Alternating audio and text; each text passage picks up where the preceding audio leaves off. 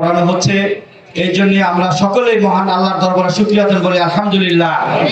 মোগরখাল এখন শুধু গাজীপুরের মধ্যে সীমাবদ্ধ না, মোগরখাল এখন শুধু বাংলাদেশের মধ্যে সীমাবদ্ধ না।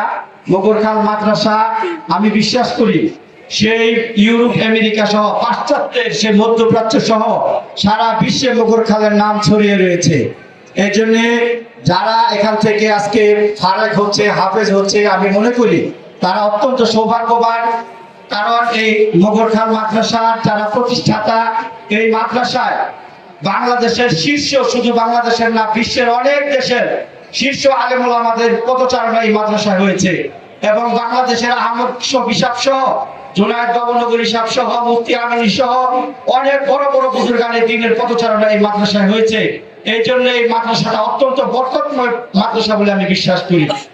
আপনারা জানেন যে এই মাদ্রাসার প্রতিষ্ঠাতাদের মধ্যে অন্যতম আল্লাহ সৌরভউদ্দিন সাহেব বেঁচে নাই, এবং পত্র মাদ্রাসার প্রতিষ্ঠাতা আল্লাহ গোলাম জিলানী সহ অনেকেই আজকে দুনিয়াতে বেঁচে নাই। আমরা বিশ্বাস করি যারা এই প্রতিষ্ঠান রেখে গিয়েছে তারা ইন্তেকাল করলো, এখানে যে ইলমের চর্চা হয়, কোরআনের চর্চা হয়, এখানে যত নেকি হয়, যত সওয়াব হয়, তারা এর মধ্যে একটা ভাগ অবশ্যই কবরের মধ্যে বসে বসে তারা পাচ্ছে, কথা ঠিক কিনা?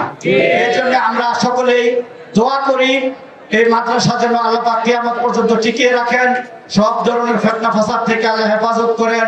বিশেষ করে আমাদের মুরব্বী, আমাদের উস্তাদ আল্লামা মুফতি লাহাজউদ্দিন ভূঁইয়া সাহেবকে আল্লাহ নেক হায়াত দান করেন, সুস্থ রাখেন, এবং আরো বেশি বেশি দ্বীনের খেদমত করার আল্লাহ তৌফিক দান করেন। এই আশাবাদ ব্যক্ত করি আমি আমার বক্তব্য এখানে শেষ করছি। ওয়া আখিরু দাওয়ানা আলহামদুলিল্লাহি রাব্বিল আলামিন।